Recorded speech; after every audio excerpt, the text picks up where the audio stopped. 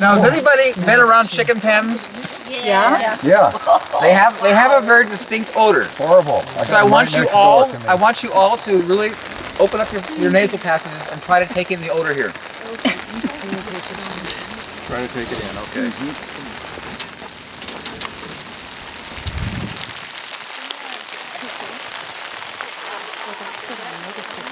Couldn't smell it good last time I was here. There's a fig tree in the middle of the pen. Now everybody pick up the chicken odor here. Right here. I don't smell it. Here's my chicken pen. And I want you to see this awesome soil manufacturing plant I have here. You can see all my yard waste. You look at zucchini, you see they're eating. See, my chickens eat nothing but organic food. My chickens eat better food than most people. You can see all my grass clippings. There's lemon rinds, there's avocado seeds, there's all my wood ashes over there.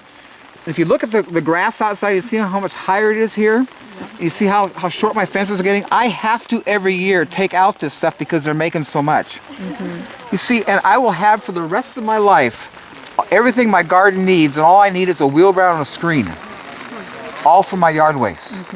I'm just telling you, this is what I so love about God. If you start waking up and observing what He's given everything you need. You look at this gorgeous stuff in there. Look at how beautiful and black it is. It's just rich. And this chickens are making from all. Look at see, my big old nasty broccoli plants and stuff. All that comes in here, and they turn it back into that gorgeous black stuff, and I do no work. How come we don't smell a strong manure smell? The reason there's no strong manure smell. Everybody, listen to me. Nothing in nature stinks. You can grow in the nature where you have huge flocks of birds and animals. There's no odor. None. God is an awesome God. He's good. He made nothing to stink. Nothing stinketh. When something stinks, it's a wake-up call that something is out of order. I'm just, and we, because we went to school, we have now adapted to and accept stench as normal and live with it. It's abnormal. It's wrong. It shouldn't be. And when something stinks, it's because the order is not in place. I'm just telling you, it's huge. Hey, Paul, do you feed them anything else? Is this a cougar? What's this? This is a cat. Oh, mine. Oh. My eyes are going really fast. That's my cat. It's okay.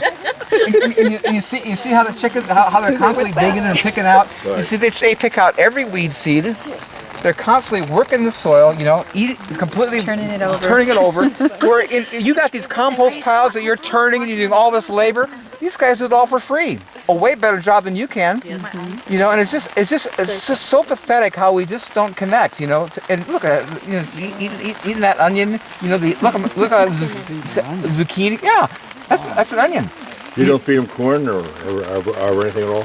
Again, people ask me, aren't you feeding them grain? And I always ask, you ever see a pheasant in nature or wild turkeys? They're beautiful, gorgeous feathers. Who's feeding them grain? Who's feeding them corn? Excuse me? Who is feeding them that stuff? No one. They get some grain in the summer when the grass goes to seed, but that's it. Most of the year they're eating just this.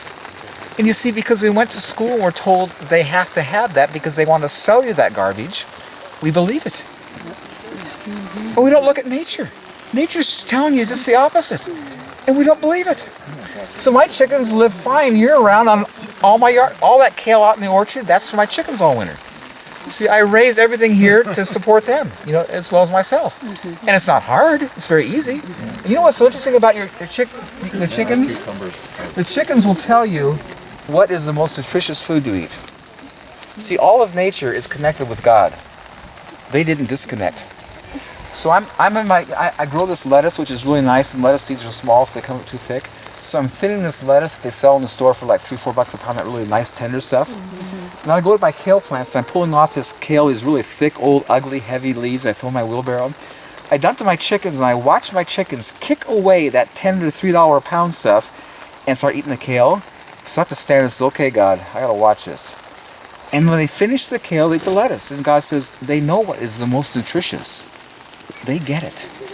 I'm just telling you, and my dog, you saw them eating apples out there. If I go to Costco and buy an apple, my dog will not eat it. Because she knows they're poisonous. The organic, you want to hear something scary? And here's the word that says in the end days, which we are in now, that they'll say what's wrong is right and what's right is wrong. Right. My wife went to the store one day and bought these organic carrots, those real small ones. And I gave one to my dog and she wouldn't eat it. So I go to the owner and says, you know, my dog goes in my garden, she pulls carrots out all day long and eats them. And she won't eat organic carrots. What's up with this? And he got this sad look at it. He says, Paul, they raise them organically, but the producer sprays them for shelf life and you can feel the slime on them. Your dog's picking up on that spray. They're labeled organic. People are buying them with a clear conscience thinking they're buying organic food and it's got this spray on them that my dog knows is toxic. Won't eat it. So we're living in a time, this is why it says in the scripture, do all things by prayer. When you go to the store, you pray about what you buy. Right. I'm serious. Yeah. God, is this safe to buy? Is this safe to eat?